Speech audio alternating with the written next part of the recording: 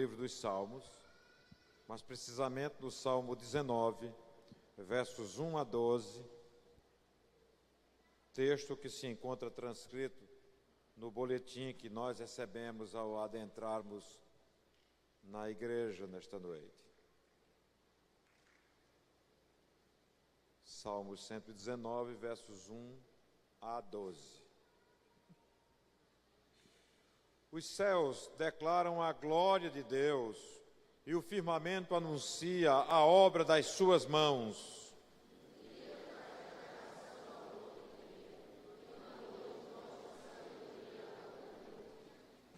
Não há linguagem nem fala onde não se ouça a sua voz.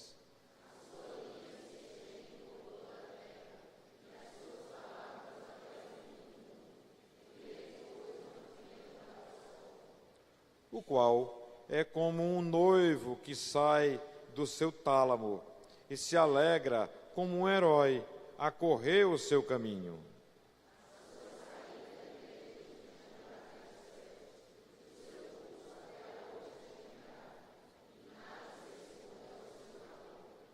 A lei do Senhor é perfeita e refrigera a alma. O testemunho do Senhor é fiel e dá sabedoria aos simples.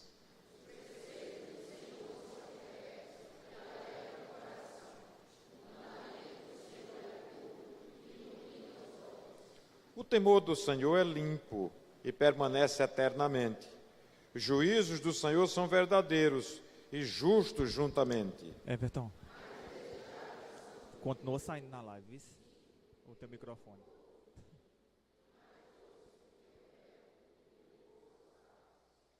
Também por eles é admoestado o teu servo, e em os guardar a grande recompensa.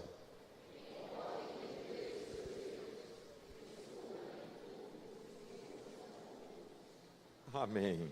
Podeis sentar.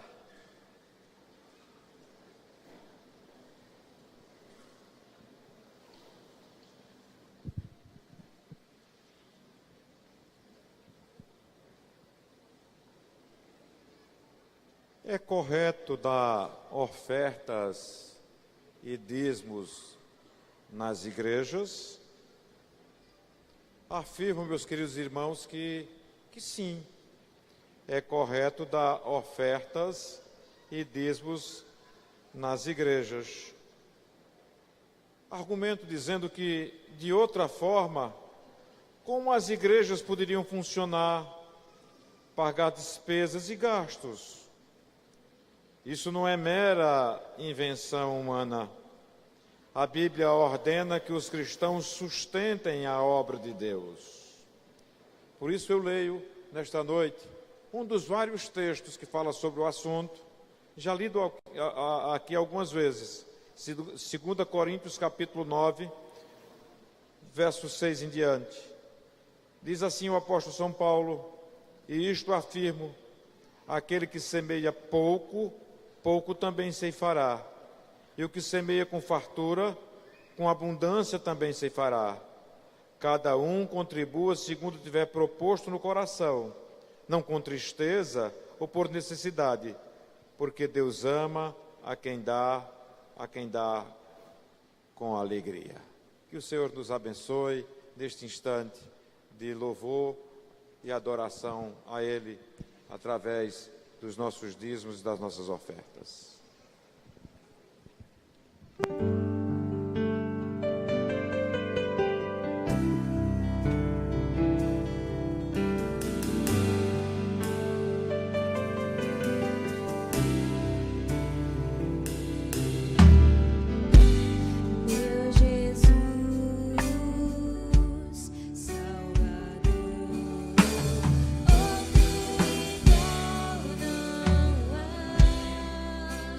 Todos os dias.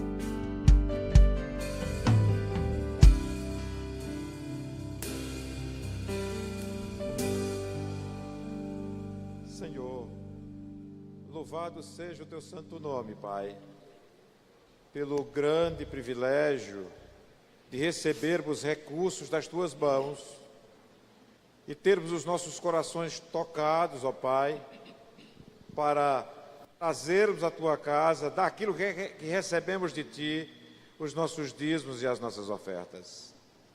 Abençoe, Senhor, a tua igreja, abençoe o teu povo, abençoe os irmãos que estão responsáveis pela aplicação destes recursos.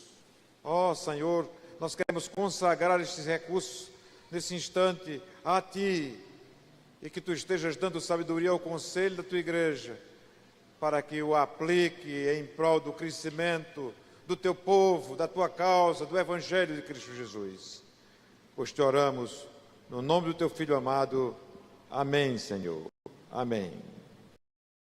No texto que nós lemos no início do nosso culto, eu gostaria de destacar duas frases dos versos que nós lemos no Salmo 119. Duas frases. Retratam bem este instante nosso aqui. A primeira diz assim, 171 do Salmo 119. Profiram louvor os meus lábios. O 172 diz, a minha língua celebre a tua lei.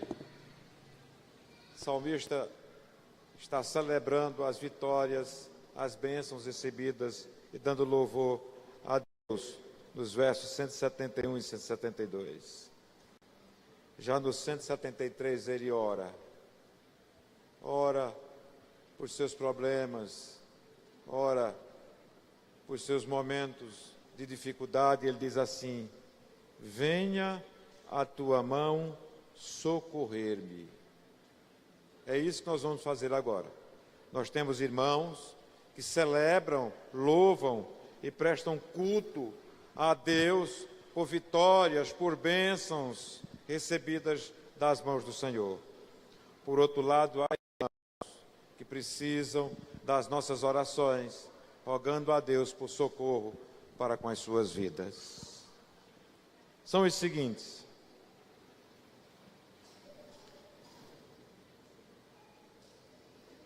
O casal irmãos Ana Nery e Diácono Alexandre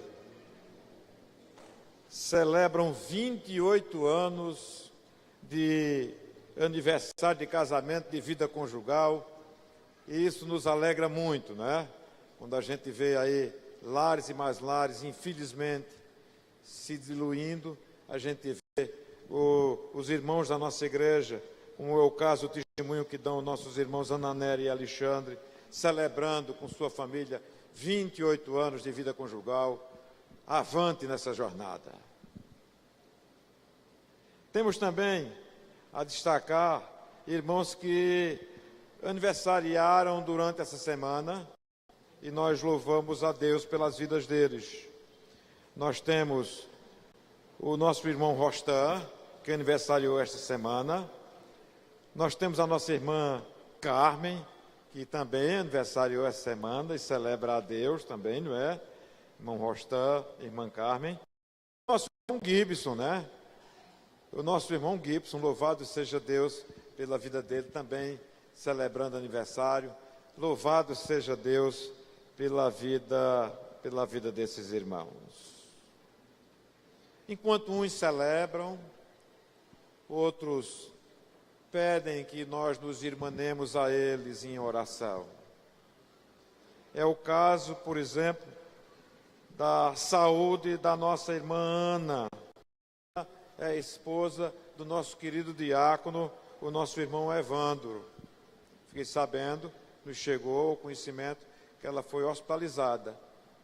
Precisa que nós estejamos orando nesta noite pela irmã Ana, esposa do nosso irmão diácono Evandro. Além dela, também se encontra carecendo das nossas orações por problema de saúde, o nosso irmão diácono Amaral, querido irmão diácono Amaral.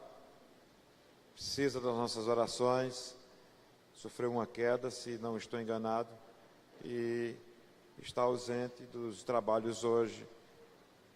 e a gente precisa orar por eles. Oremos, baixe a sua cabeça, não é? Feche os seus olhos, agradeça a Deus, louve a Deus, Sirmane, a Gibson, Rostan, irmã Carmen, aos irmãos Ananeri e Alexandre pela celebração de 28 anos de casados, mas também peça que o Senhor esteja restaurando a saúde da irmã Ana, esposa do diácono Evandro, bem como a saúde do nosso irmão diácono Amaral. Oremos ao Senhor.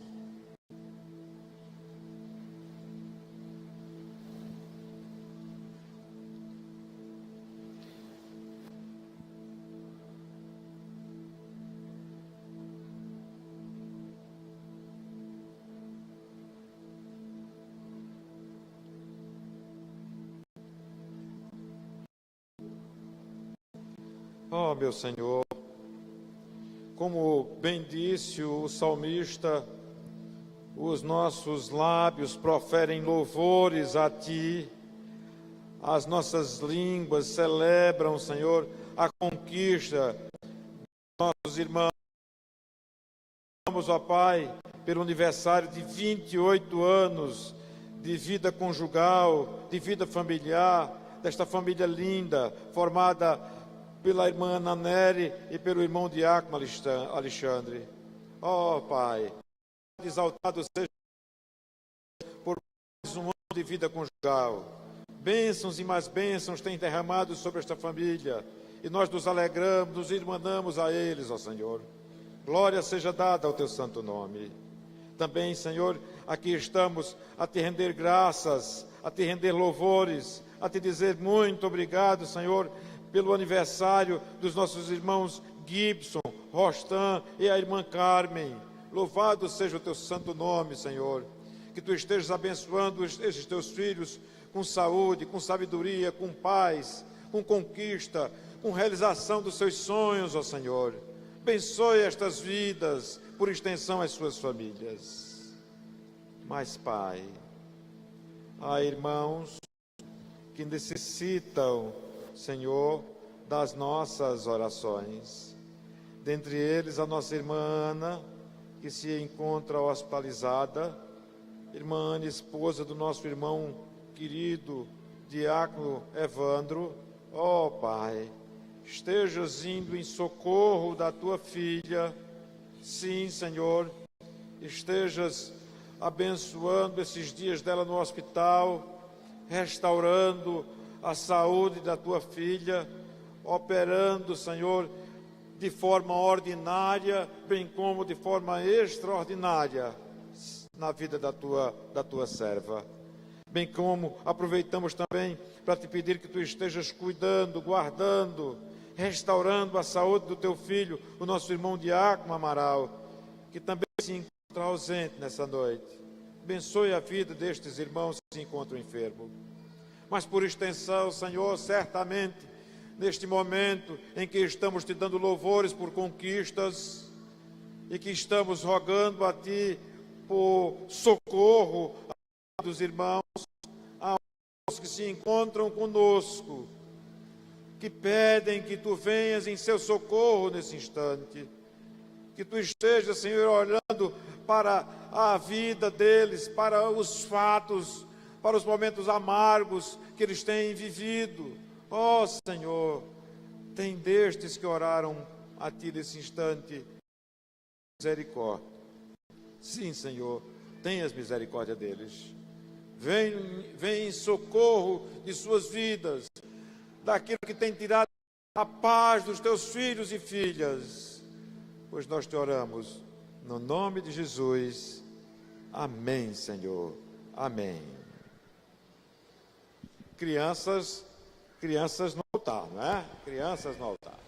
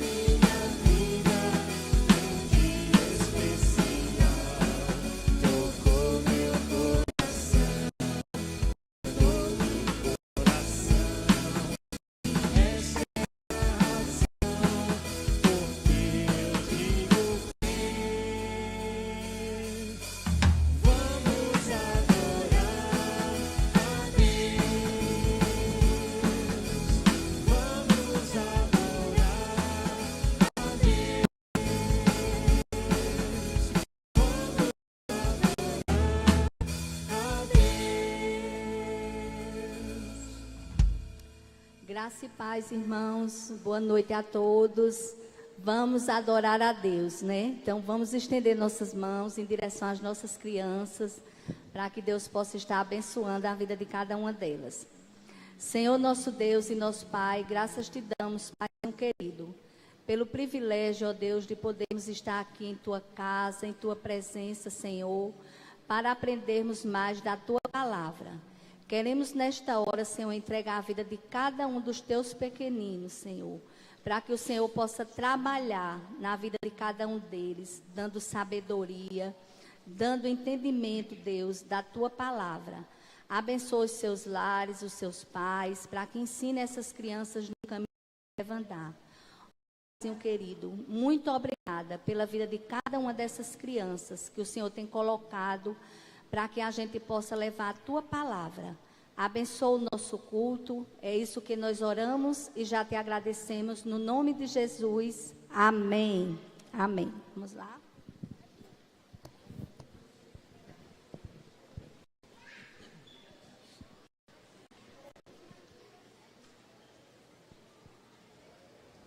Estejamos em espírito de oração, louvando a Deus e, consequentemente, nos preparando para a mensagem que será exposta pelo reverendo Pilar.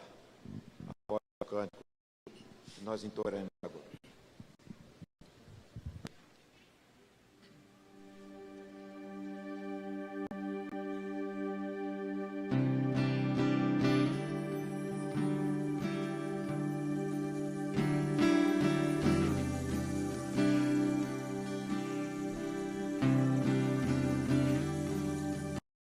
Meu amor, mesmo quando era teu inimigo,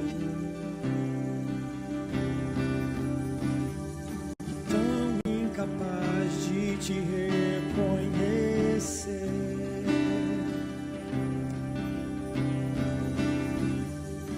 Minha vergonha e ruína levaste contigo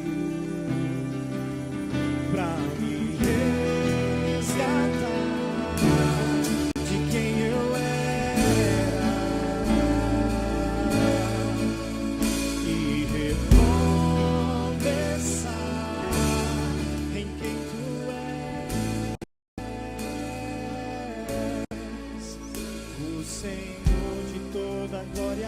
Redentor de toda a história, que da morte trouxe a vida aos que são teus.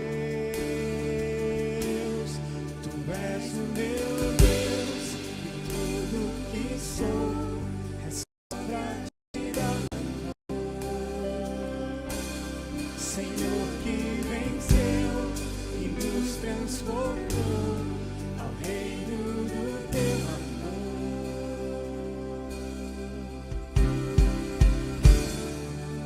Esvaziou para ser semelhante a um homem, servo se fez mesmo sendo o rei.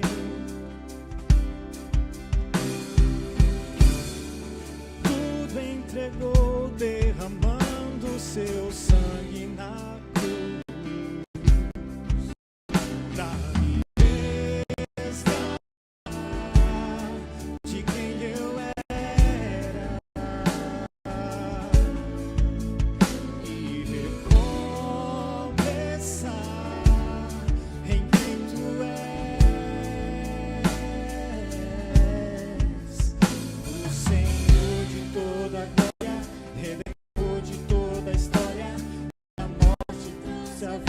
Que são teus.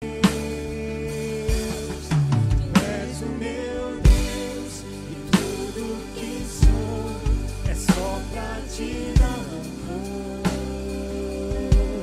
Senhor que venceu e nos transformou no teu amor. Tu és o meu Deus e tudo que sou é só pra te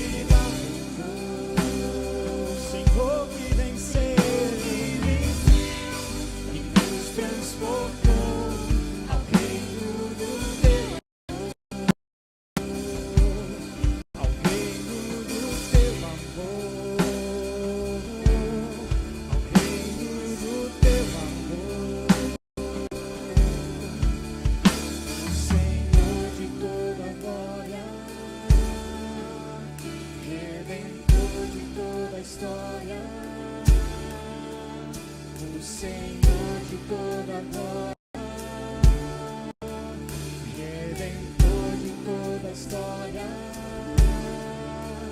que da morte trouxe a vida aos que são teus.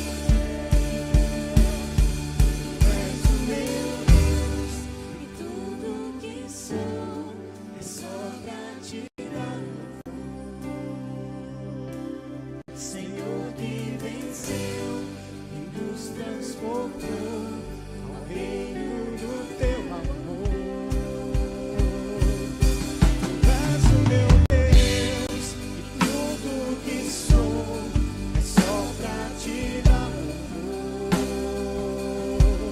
Senhor que venceu e nos transportou ao reino do teu amor. Ao reino do teu amor. Reino do teu amor. Reino do teu amor. História. Reino do teu amor. Reino do teu amor.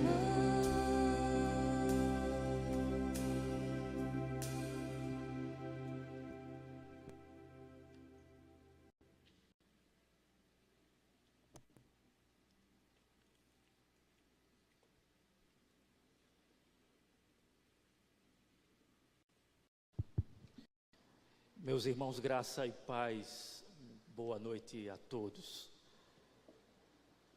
Dia do Senhor, casa do Senhor, povo do Senhor reunido para prestar culto ao Senhor. Um privilégio estarmos aqui, nesta hora, nesta ocasião, preparando o coração para participar da mesa do Senhor. Hoje temos a Santa Ceia. Já já participaremos com o coração contrito, com o espírito quebrantado. Experimentaremos mais uma vez desse meio ordenado e deixado pelo nosso Senhor e Salvador Jesus Cristo. Hoje nós não iremos voltar para o Eclesiastes. Eu prometi aos irmãos que no mês de junho nós voltaríamos, mas hoje não. Nós iremos voltar esse domingo, o outro, certo? Voltaremos com Eclesiastes. Nesse domingo, o outro, nós teremos aqui conosco o reverendo Lucas Machado, um dos pastores lá da IPBE, juntamente com o reverendo Renan, e ele vai estar ministrando, retomando o Eclesiastes aqui conosco. E isto por duas razões. Uma delas, ele ministrou em cima do texto que nos cabe em sequência, né? O capítulo 4 do Eclesiastes. Acho que a partir do verso 4, eu ministrei parte do capítulo 3 e nós fomos até o versículo 3 do capítulo 4. Então falta aí uma boa porção do capítulo 4. Então ele ministrou esse texto lá na IPBE, então ele vai retomar com esse texto. E a outra razão para isso é que o texto é bem difícil. Eu gosto de deixar essas tarefas para os meus amigos. Eu vou jogar ele assim, na cova dos leões, né, para ele ministrar esse texto para a gente. Então nós retomaremos no terceiro domingo, né, desse mês de junho.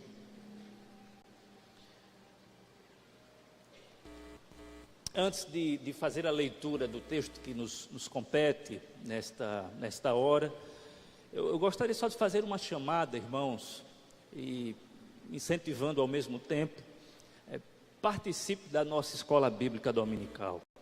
Se você ainda não participa, se não faz parte, se não tem o hábito, o costume, venha.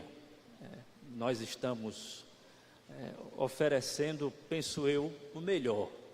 Nós temos 3 salas aqui, 3 salas funcionando, uma sala de teologia prática ou espiritual, uma sala de teologia eclesiástica e uma sala de teologia apologética. Os professores estão dando o máximo para oferecer o melhor conteúdo possível E hoje pela manhã foi muito bom, nós reunimos os 3 professores, né? Os 3 que estão assim mais à frente disso, levantamos algumas perguntas, tivemos um momento de bate-papo, perguntas que provocaram questões e que também nos permitiram alguns esclarecimentos. Tivemos perguntas dos irmãos, né? Então assim, foi uma manhã muito rica, uma manhã muito oportuna, como sempre, não é? Então eu gostaria aqui de deixar esse incentivo para você participar da nossa escola bíblica dominical. Eu particularmente sempre gostei muito de escola bíblica dominical. Um momento de você tirar dúvida, de você perguntar. Eu sei que nada substitui o culto público, né? O culto solene. Esse momento aqui é um momento insubstituível. Nada substitui isso aqui. Agora você também não tem a oportunidade de, no meio da pregação, me parar para perguntar alguma coisa. Mas na escola bíblica dominical tem como, né? Em algum momento você levantar a mão, tirar uma dúvida, procurar um professor, procurar um pastor, diz: pastor, estou com dúvida nisso, gostaria de saber mais sobre isso. A gente está aqui para crescer junto na graça e no conhecimento do nosso Senhor e Salvador Jesus Cristo. Bom, fica aqui o meu incentivo, para que você participe.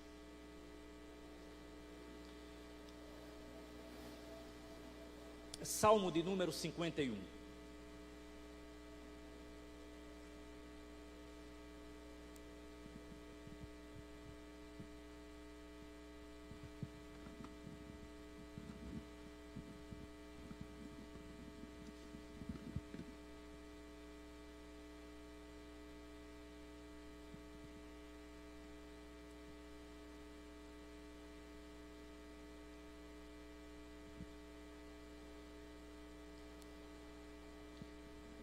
Quero ler apenas parte de um verso. Eu gostaria, se possível, que você mantivesse a Bíblia aberta no livro dos Salmos, porque aqui e acolá, durante essa reflexão, eu quero me movimentar no livro dos Salmos. Salmo de número 51, Salmo de Davi, versículo de número 4. Apenas a parte A. Palavras de Davi, diz assim: contra ti, somente contra ti, pequei e fiz o que tu reprovas. Pequei, Senhor, e fiz o que tu reprovas. Contra ti, somente contra ti, pequei e fiz o que tu reprovas. Senhor, nos ajude nesta hora de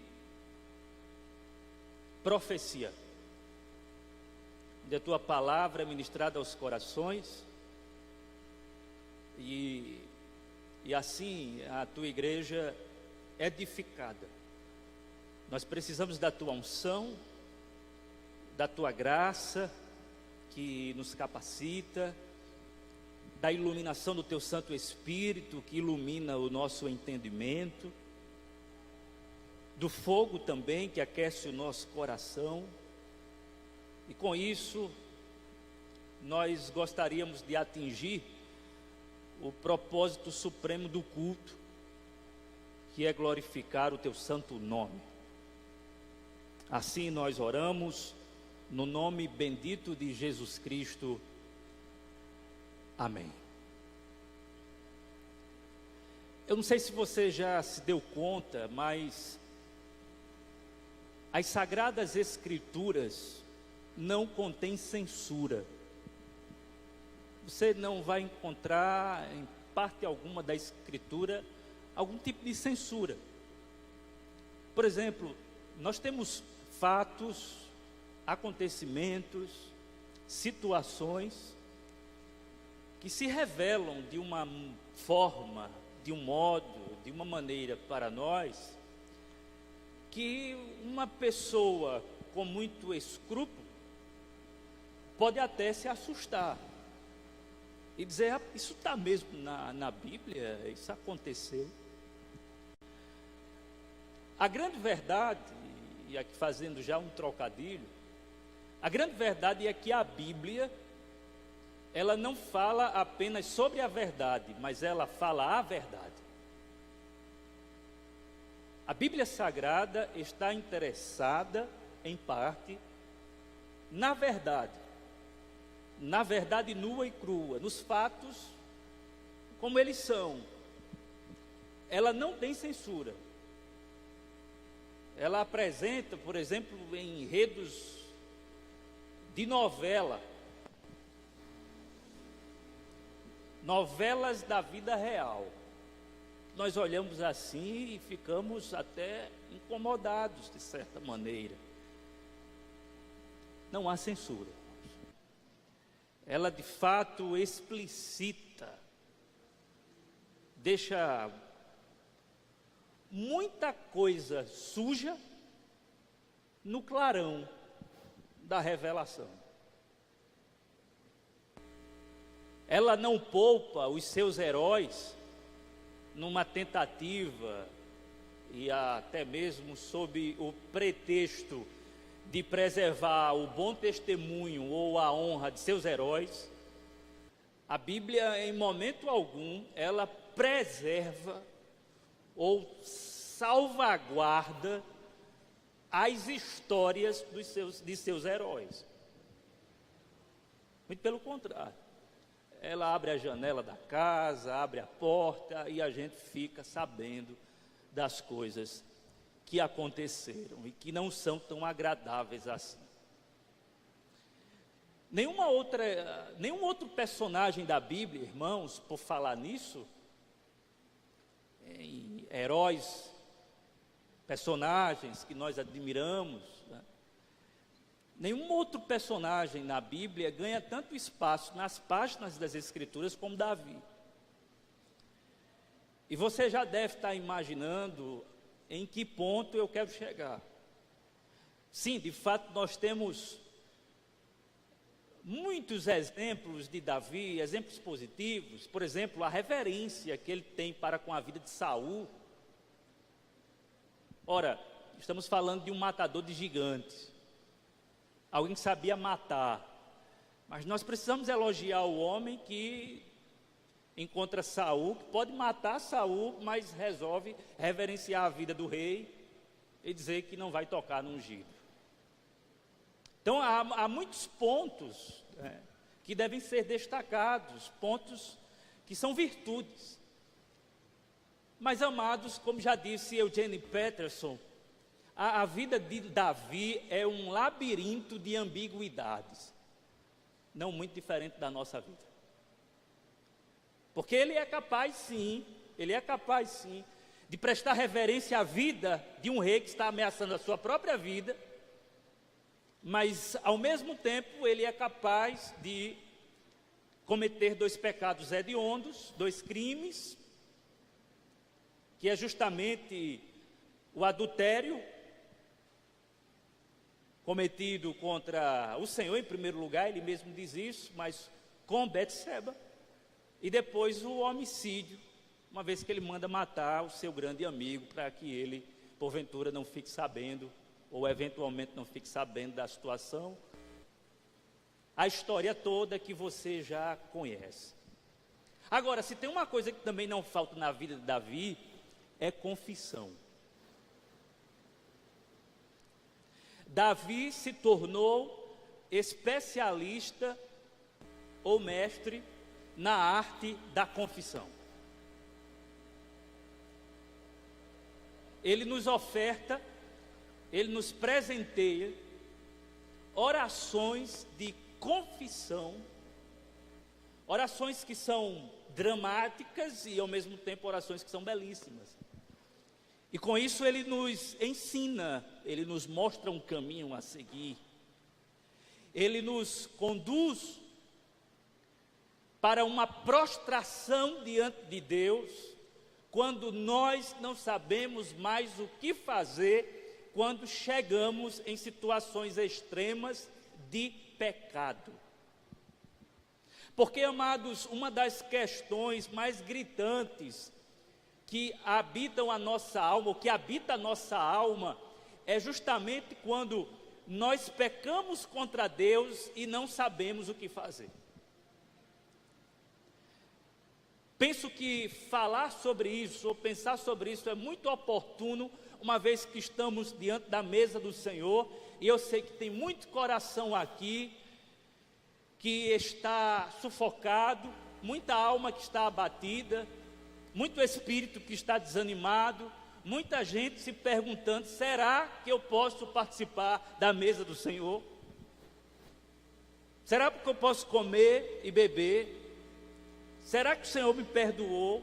Eu pequei e agora o que é que eu faço? Como proceder? O que é que eu devo fazer? E Davi nos ensina que ao pecarmos contra o Senhor, só nos resta uma coisa. Não adianta querer reparar ou compensar os pecados. A partir de agora nunca vou faltar mais o culto, a partir de agora eu vou ser um homem mais santo. Não adianta querer reparar pecado ou compensar pecado com boas obras.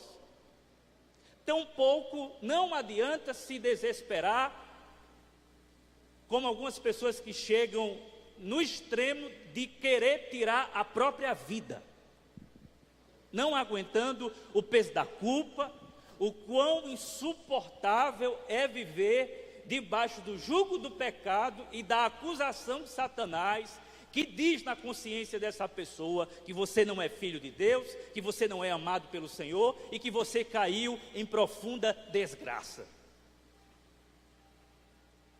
Davi nos ensina, através do que ele nos lega como orações de confissão de pecado, ele nos ensina o que fazer, e o que fazer? Confessar. Simplesmente confessar. São 150 salmos.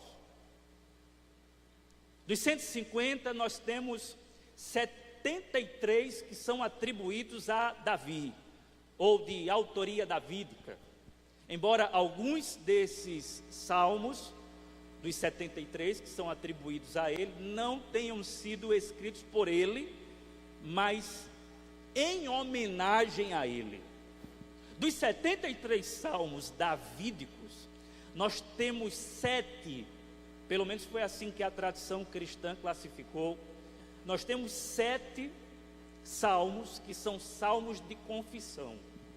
É o salmo de número 6, o salmo de número 32, o salmo de número 38, o salmo de número 51, o salmo de número 102, o salmo de número 130 e o salmo de número 143. Nesses salmos, nós podemos encontrar respostas sobre como confessar o nosso pecado a Deus. Sendo assim, eu gostaria de compartilhar com vocês como proceder, como ir para o Senhor em oração de confissão. Aprendendo com Davi, em primeiro lugar, como devemos confessar os nossos pecados? Como é que nós devemos ir à presença do Senhor, confessando a Ele os nossos pecados? Em primeiro lugar, nós devemos confessar os nossos pecados, derramando lágrimas de arrependimento diante de Deus. No Salmo de número 6, que é um dos salmos de confissão, Davi nos diz que a sua cama, ou o seu quarto, ficou encharcado de lágrimas de arrependimento, em outras palavras. Salmo de número 6, versículo de número 6, ele diz: estou exausto de tanto gemer, de tanto chorar, inundo de noite a minha cama, de lágrimas encharco o meu leito. O seu quarto, por causa do seu pecado, da sua convicção de pecado e do quão afrontoso é pecar contra o Senhor do cosmos, do universo, que nos criou em amor e que nos constrange o tempo inteiro com o seu amor. Davi, ele se derrama em oração de confissão com lágrimas. Ele chora. Ele não se coloca, irmãos, como um valente, como alguém que se esquiva das suas emoções negativas e diz: eu não vou tratar disso. Não, ele chora. Ele enfrenta isso chorando. Um homem derramando lágrimas de arrependimento na presença de Deus. Eu sei que o choro nem sempre é um sinal inequívoco de arrependimento verdadeiro. Há muito choro de remorso, há muito choro que não tem relação necessária com arrependimento verdadeiro. Eu sei.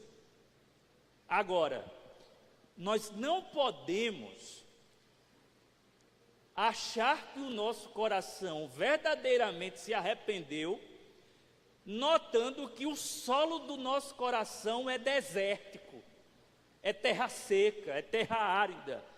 Esse coração nosso precisa ser regado pelas nossas lágrimas, lágrimas de arrependimento. Ora, como não chorar pelos nossos pecados e pelas consequências dos nossos pecados? Como não chorar? Como se manter sisudo, sério, seco, diante do pecado que habita o nosso coração, que é uma afronta ao Senhor, e das consequências? Meus irmãos, vejam só, hospitais lotados, clínicas de recuperação para viciado, desigualdade, pobreza extrema, desastres naturais, doenças, mortes, caos, catástrofe, crimes, guerras, tudo isso acontece por causa do nosso pecado. Como nós podemos, como cristãos até, nos comportar de maneira fria, nos comportar de maneira seca, em total assim divórcio com o que acontece aqui, sabe? Este homem, segundo o coração de Deus, chorando, dizendo: Senhor, eu estou... Irmãos, a linguagem que ele usa é efusivamente dramática.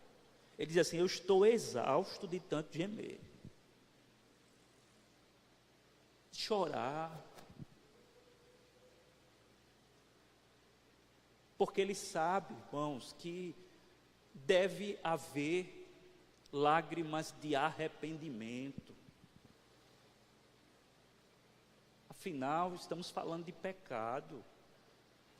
Talvez, irmãos, sabe qual é um dos grandes problemas nossos? Nós diminuímos a nossa noção da gravidade do pecado.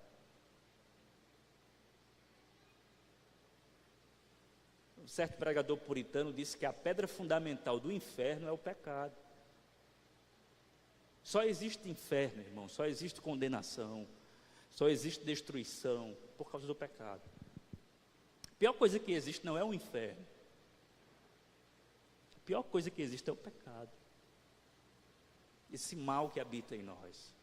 E nós devemos sim, portanto, derramar lágrimas. Qual foi o seu pecado que você cometeu?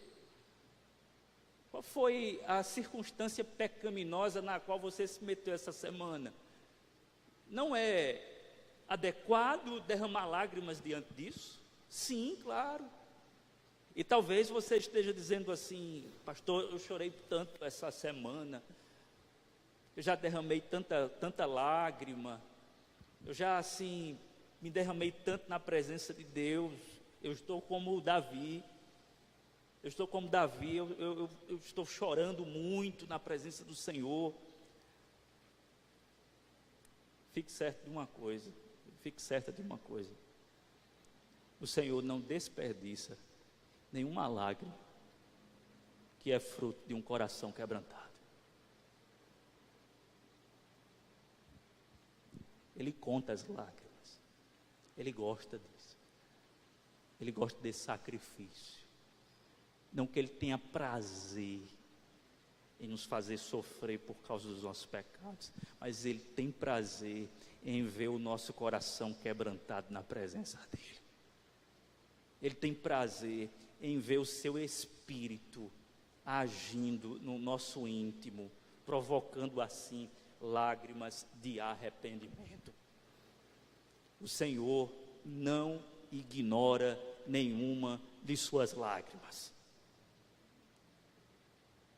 Ah, pastor, mas eu choro, aí choro, volto. Continue regando com lágrimas. Você vai colher frutos de arrependimento, porque Deus é gracioso, Deus é cheio de misericórdia, Ele perdoa os teus pecados.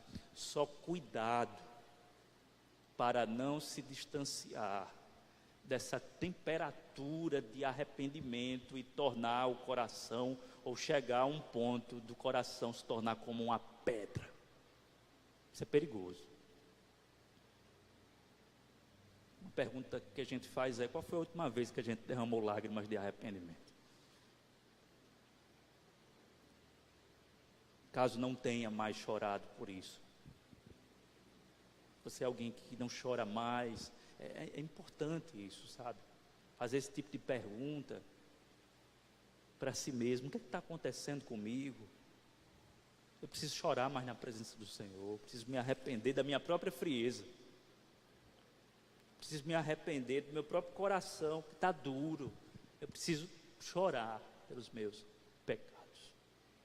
Em primeiro lugar, amados, aprendendo com o mestre, o pecador que era Davi, e o grande mestre de oração de confissão, nós precisamos confessar os nossos pecados derramando lágrimas de arrependimento. Segundo lugar, como devemos confessar os nossos pecados? Devemos confessar os nossos pecados admitindo a nossa condição pecaminosa diante de Deus. E aqui, irmãos, eu quero dar um passo a mais na compreensão dessa aproximação que nós precisamos fazer diante do trono de Deus, a fim de não apenas confessarmos os nossos pecados, mas sim de admitirmos a nossa condição pecaminosa.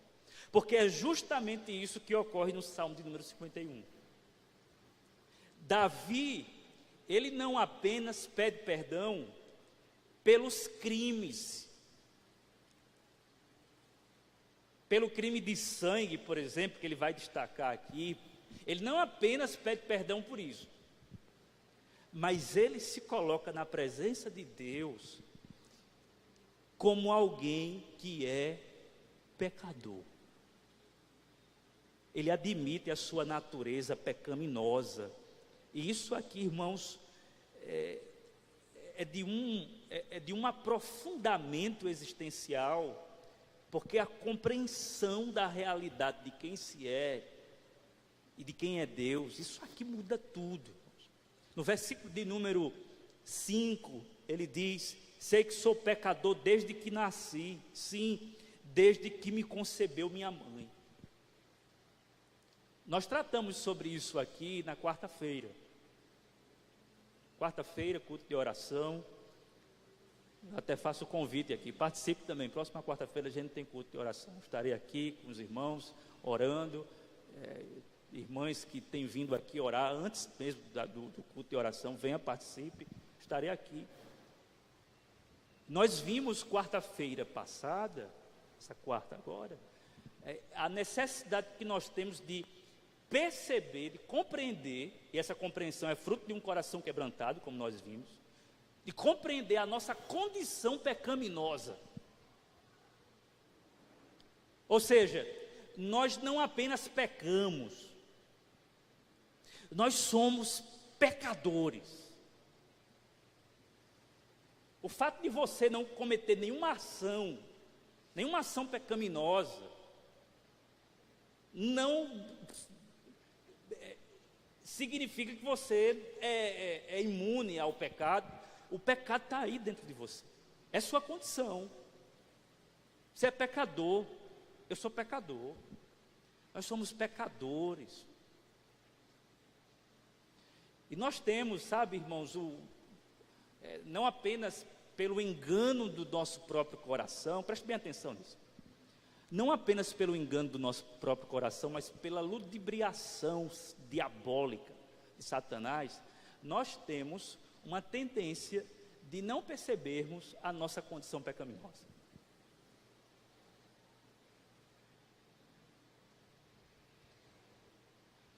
Eu estava recapitulando a confissão de Agostinho, quando ele fala dos seus pecados da adolescência. Confissões é uma obra que todo cristão deveria ler, e deve ler sempre. Confissões de Agostinho. No volume 2, ou no livro 2, melhor dizendo, Agostinho, ele conta, ele descreve as suas artimanhas. E mais precisamente, ele fala sobre o furto de peiras. Ele diz assim: eu e meus amigos costumávamos nos divertir, isso com 16 anos de idade. Ele tinha 16 anos de idade, ele diz isso. 16 anos de idade, ele diz: nós nos divertíamos e na volta nós costumávamos balançar o pé de pera e de outras frutas, não porque a gente tinha necessidade de banquetear-se, mas porque nós gostávamos de cometer o ato. Ele diz assim: não era por falta de justiça, era por excesso de maldade. Ele vai mais além e diz assim: olha, eu não queria algo desonesto, eu queria a própria desonestidade. E ele ainda avança e diz assim: eu fazia isso, eu roubava pera para dar aos porcos, eu não precisava de pera, mas eu roubava pera em abundância para dar aos porcos, por prazer de cometer o pecado.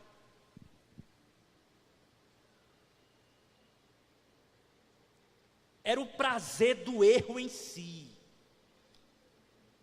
Ele confessa isso. Ele mesmo se diz assim, um ser embrutecido, alguém mau, alguém perverso, que precisa da graça de Deus, precisa do perdão do Senhor. E ele vê o seu coração querendo cometer o crime, querendo cometer o pecado pelo pecado. Disse: eu gostava do que era proibido, pelo proibido em si, pela quebra em si, não pelas consequências, não pelo prazer, mas pelo prazer de quebrar o próprio mandamento. Às vezes a gente não tem ideia da nossa própria condição pecaminosa. Eu citei um exemplo aqui, quarta-feira, um exemplo dado pelo C.S. Lewis, quando ele, em Cartas do Diabo ao seu aprendiz. Esse é um texto, irmãos, que você não tem esse texto, adquira esse texto. Cartas de um diabo ao seu aprendiz. É uma ficção que aponta para uma realidade, né? A realidade espiritual de uma estrutura espiritual infernal que age para comprometer a espiritualidade dos fiéis. E aí tem uma situação que é na carta 17, são numeradas, né? A carta 17 do tio diabo para o sobrinho demônio é falando sobre o pecado da gula. E aí o que não é tão experiente, que é o sobrinho, está tentando fazer com que os cristãos, os fiéis, caiam no pecado da gula. Está tentando trazer esse assunto. E aí o experiente tio diz assim: não faça isso. Nós já retiramos esse assunto de questão. E outra, nós substituímos esse pecado da gula por uma outra coisa. Eles não acreditam mais nisso. Deixem eles. Eles agora acreditam que são sofisticados de um ponto de vista gastronômico.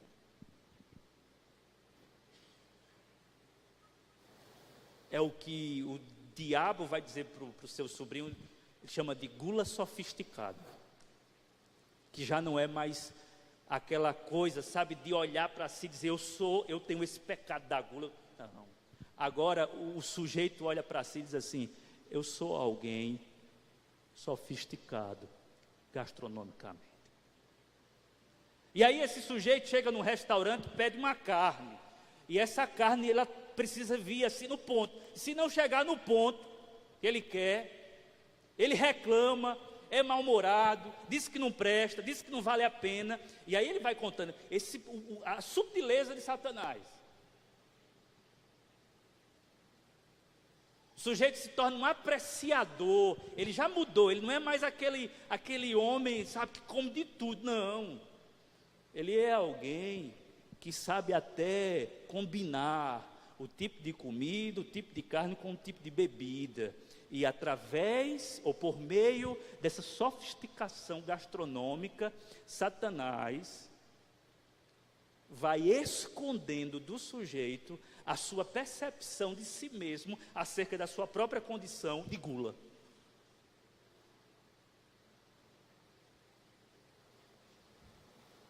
Davi, ele vai nas entranhas, ele diz, não tem muita conversa aqui não, eu sou um pecador. Ele assume a condição, sabe? Não, mas é porque isso não, eu sou um pecador. Ele assume a sua condição diante de Deus e diz, contra ti pequei. E note que ele não bota a culpa aqui em ninguém, não é? Ele não bota a culpa na mulher, ele não bota a culpa pelo fato de ter ficado ocioso, ele não bota a culpa em nada, ele diz assim, problema está em mim, problema fui eu, contra ti, Senhor, contra ti pequei, eu fui concebido em pecado, minha mãe me concebeu dessa forma, minha formação é essa, minha estrutura é essa. Esse é o segundo passo, amados, que nós devemos dar na arte da confissão. Confessar os nossos pecados ao Senhor, admitindo a nossa condição miserável de pecaminosidade. Agora tem um terceiro passo. Como nós devemos confessar os nossos pecados diante de Deus? Não apenas derramando lágrimas de arrependimento, não apenas assumindo essa condição pecaminosa, mas, por fim, confiando no perdão de Deus. Salmo de número 130.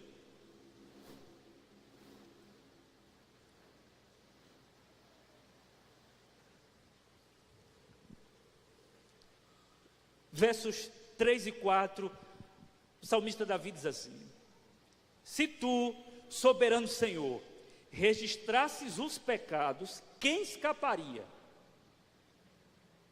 Mas contigo está o perdão para que sejas temido. Eu sou fascinado por essas palavras. Se tu, soberano Senhor, registrasses os pecados, quem escaparia? Mas contigo está o perdão para que sejas temido. Uma vez que a nossa condição é uma condição de pecado diante de Deus, e esse é o nosso estado, um estado pecaminoso, meu irmão, minha irmã, nós não podemos fazer absolutamente nada a não ser confiar no perdão de Deus. Não tem mais o que discutir, não tem mais o que fazer, não tem. Estava lembrando agora, sabe, das palavras de Chesterton, quando ele diz que o pecado é o único elemento empiricamente comprovável em todo o sistema judaico-cristão de crença. E aí ele diz assim: Deus não se vê, você não pode provar a existência de Deus. Agora você não tem como negar a existência do pecado, é empiricamente comprovável, está aí em você. Não tem como negar isso. A nossa experiência nos denuncia. Não tem como. O que é que a gente faz então? Confia única e exclusivamente no perdão de Deus. Deixa eu dizer uma coisa, que a gente percebe nos 7 salmos de confissão. Em momento algum, Davi promete a Deus alguma mudança. Que é o que a gente costuma fazer em barganha com Deus. Senhor, se tu me perdoares, Senhor, se tu me livrares dessa situação, eu prometo que eu farei isso. Davi não promete nada. Não é que ele não esteja atrás de mudança, porque fica muito claro no Salmo 51, quando ele pede para ter um coração novo, ser restaurado, fica claro. Mas ele não barganha com Deus. Deus não aceita barganha. Não fique prometendo a Deus que vai ser uma pessoa melhor. Ele sabe quem você é. Senhor, prometo que depois dessa Santa Ceia, se o Senhor permitir eu participar dessa mesa, essa semana eu vou ser uma pessoa mais dedicada. Não prometa não. Você não cumpre. Eu estou muito distante de cumprir essas coisas. Somente Deus, irmãos, pode transformar o nosso íntimo. Somente Deus pode criar novas disposições. O que nós devemos fazer é: Senhor, transforma a minha alma, Senhor, transforma o meu ser, Senhor, muda os meus pensamentos, Senhor, renova a minha mente, Senhor, faz um milagre na minha vida. É isso que nós precisamos fazer: confiar no perdão de Deus e confiar na mudança que provém de Deus, somente. Davi, em momento algum, promete a Deus absolutamente nada. Se o Senhor me perdoar, eu vou fazer isso. Não precisa prometer nada. Quem te promete é o Senhor. E Ele promete perdão para você. Ele diz para você que se você se arrepender dos seus pecados, Ele lhe perdoa. E isso por causa, irmãos, do único e suficiente sacrifício. O sacrifício de Cristo Jesus, que nos limpa, que nos purifica, que é a base da nossa justificação diante do Pai. O Senhor nos perdoa de todo o pecado.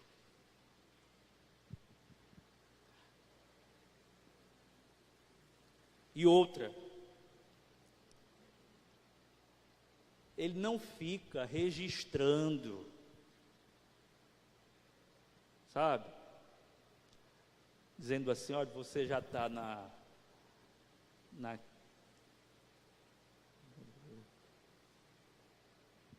sexta ceia, e eu estou aqui vendo, a gente fica com a suspeita, né? Dessa vez, ele lança teu pecado no mar do esquecimento. Não é porque ele tem amnésia, não. Ou ele sofre de algo do tipo. Claro que ele sabe de tudo, irmãos. O que ele quer dizer, o que o texto sagrado quer dizer com isso, é que o Senhor, ele não conta mais isso. Uma vez perdoado, acabou, não tem o que ver. O Senhor já te perdoou. Por isso que eu gosto, vamos dizer aqui, eu gostaria de partir para os finalmente, por isso que eu gosto, sempre que tenho a oportunidade de replicar ou de reproduzir a história contada pelo Brennan Mann, em seu livro O Evangelho Maltrapilho. O Brennan Mann fala de uma senhora que morava em uma determinada cidade, uma cidade pequena, e os boatos era que a senhora, muito religiosa, estava tendo encontros semanais com Jesus. O líder religioso daquela cidade ficou sabendo desse boato, foi até a casa dessa senhora religiosa e disse: minha senhora, eu fiquei sabendo que você tem tido encontros com Jesus, Jesus tem falado com a senhora. Ela disse: queria que o senhor soubesse disso. Não, padre, mas já que o senhor está sabendo. Ele disse: pois olhe, da próxima vez que Jesus lhe visitar, me faça um favor, pergunte a ele quais foram os meus pecados, os pecados que eu cometi semana passada. A senhora disse: mas, meu senhor, isso não é coisa que se faça, eu não quero entrar na sua vida, seus particulares, eu quero saber disso. Disse: não, por favor, se ele de fato está lhe visitando e você tem esse contato com ele, pergunte. Disse: já que o senhor insiste. O líder religioso foi para casa, agora trêmulo, porque ela aceitou o desafio. De repente a senhora liga: pode vir aqui em casa. Ele sai trêmulo, presbítero. Diz: meu Deus do céu, não acredito não, porque essa senhora está realmente tendo encontro com Jesus, e eu estou nessa situação. Chega na casa dela, ela manda ele sentar, pergunta se ele quer um chá. Ele diz: não, porque eu quero que a senhora trouxe com ele? Ela diz: sim. Ele falou com a senhora? Falou. Ele contou? Ela diz: senta aí um pouquinho. A mulher se senta, olha bem nos olhos dele, disse: ele falou comigo. Falou? Ele falou o quê? Ele disse a mim que não lembrava mais. Não lembrava mais. É claro, irmãos, que essa é uma história. O Senhor não está aqui à frente dessa mesa, fiscalizando nossa vida, sabe? Para saber o que você fez, deixou de fazer. O Senhor está olhando para o nosso coração, vendo se encontra coração quebrantado, espírito contrito, gente arrependida. Afinal, irmãos, estamos aqui fazendo o quê? Se não confessando os nossos pecados e pedindo a Deus que tenha misericórdia mais uma vez das nossas vidas. Eu queria participar desse momento com você. Você que já é crente, discípulo de Jesus, já batizado, faz parte do corpo e que está aqui constrangido, constrangida pelo amor de Deus revelado em Cristo Jesus. Gostaria de chamar os oficiais aqui que a mesa, reverendo Lorinaldo, os nossos presbíteros, diáconos,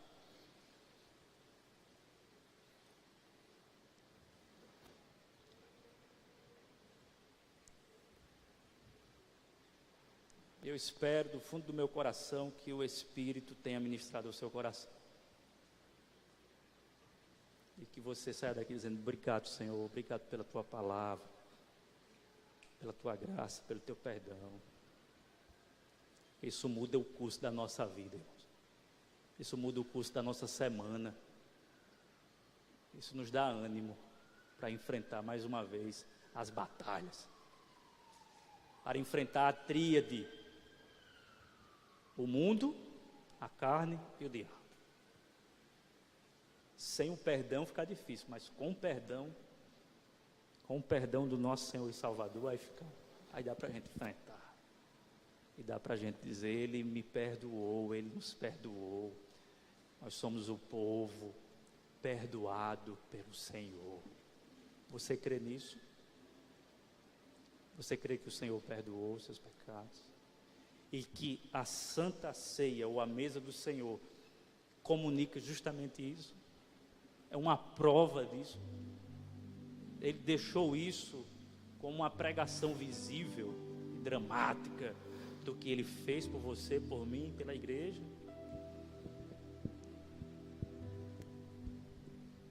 Você acredita O meu estava aberto que de também fato naquele cano. Aí eu Ele fechei derramou todinho. o sangue dele para perdoar os seus pecados? Falta de confiança nisso, irmãos, é incredulidade. Agora deixa eu dizer uma coisa: o Senhor morreu até pela nossa incredulidade. Talvez você esteja em dúvida ainda, sendo incrédulo, mas será que isso é verdade? É verdade, meu irmão. A morte dele é poderosa para libertar você até da sua incredulidade, produzir fé e arrependimento nesse momento, para que você confie no sacrifício de Cristo Jesus. O Espírito Santo está apelando ao seu coração, dizendo: confie no que Cristo Jesus fez. Não é sobre o que você fez, é sobre o que Jesus fez. Não é sobre a sua renúncia, é sobre a renúncia do Filho de Deus. Não é sobre o seu nome, é sobre o nome que é sobre todo nome. O nome de Jesus Cristo, nosso Senhor e Salvador. Eu gostaria de orar com vocês. Você pode baixar a sua fronte,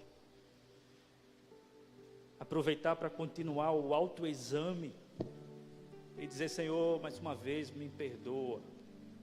Me perdoe, Senhor, por tua graça, pelo teu amor. Senhor, nós estamos aqui diante da tua mesa.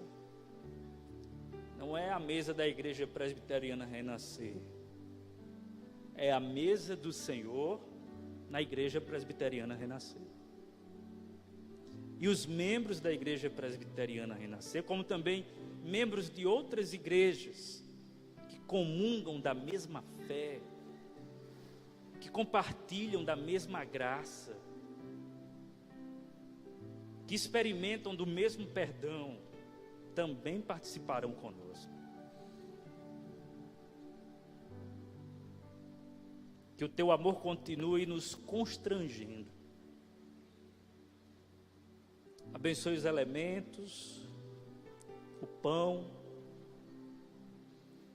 o vinho, o pão que representa o teu corpo, o vinho que representa o teu sangue, o sangue da nova aliança. Nos permita então, a partir dessa experiência de graça, desse meio, não apenas o entristecer-se pelos nossos pecados, mas o alegrar-se com a tua salvação, com o teu perdão, com a tua graça. Muito obrigado por essa oferta de amor. Enquanto nós cantamos, eu vou distribuir os elementos com os nossos oficiais, e os nossos oficiais imediatamente estarão compartilhando com os irmãos.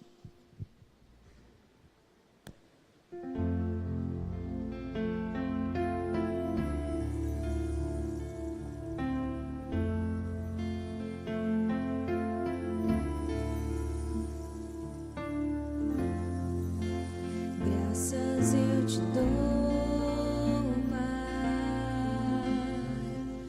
pelo preço que pagou, sacrifício de amor que me comprou, ungido do Senhor, pelos cravos em tuas mãos. Graças eu te dou, ó meu Senhor, lavou minha mente e coração, me deu perdão, restaurou pra comunhão. Digno é o Senhor, sobre o trono estás, soberano Criador, vou sempre te adorar. Elevo minhas mãos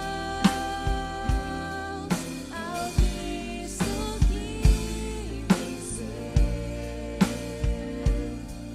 Cordeiro de Deus morreu por mim,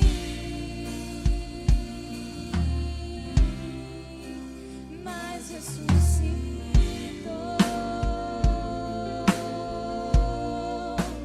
Digno é o Senhor,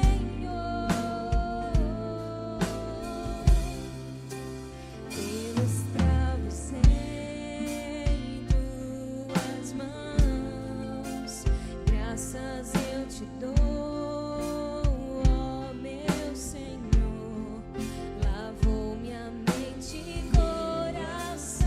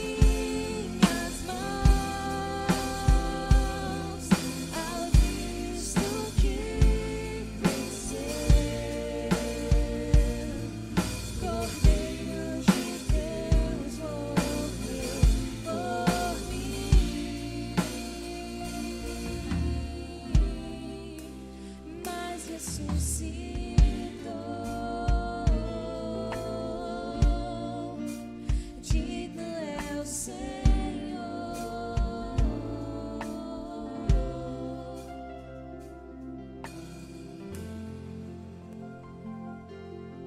Algum irmão ou irmã não foi servido do cálice e do pão? Se não foi, levante sua mão para que todos sejam servidos.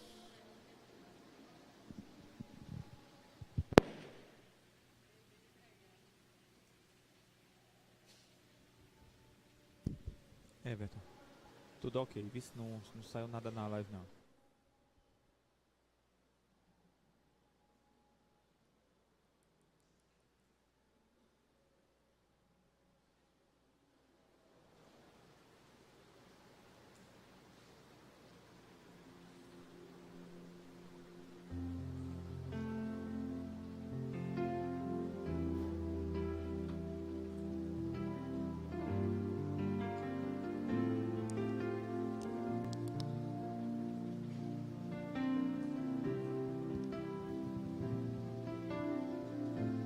Porque eu recebi do Senhor o que também vos entreguei, que o Senhor Jesus, na noite em que foi traído, tomou o pão e, tendo dado graças, o partiu e disse: isto é o meu corpo, que é dado por vós.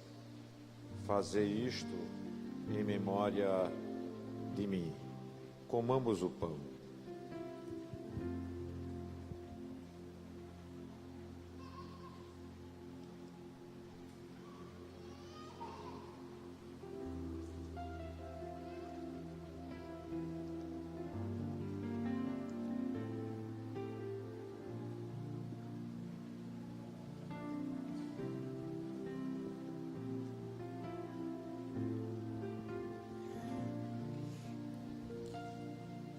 Por semelhante modo, depois de haver ceado, tomou também o cálice, dizendo: este cálice é a nova aliança no meu sangue.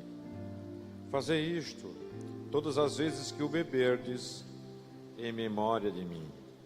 Porque todas as vezes que comerdes este pão e beberdes o cálice, anunciais a morte do Senhor, até que Ele venha. Tomemos o vinho.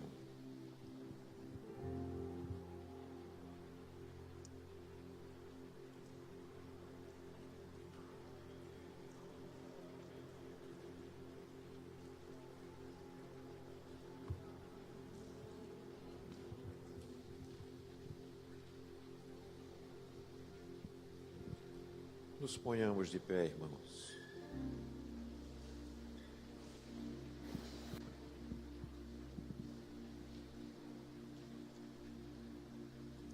Recebamos a bênção apostólica. Que a graça do nosso Senhor e Salvador Jesus Cristo, o amor de Deus, o nosso eterno, bondoso e poderoso Pai, a comunhão e as consolações do Espírito Santo sejam derramadas sobre todos nós, desde agora e para todo o sempre. Amém. Uma boa semana para os irmãos. Deus abençoe vocês.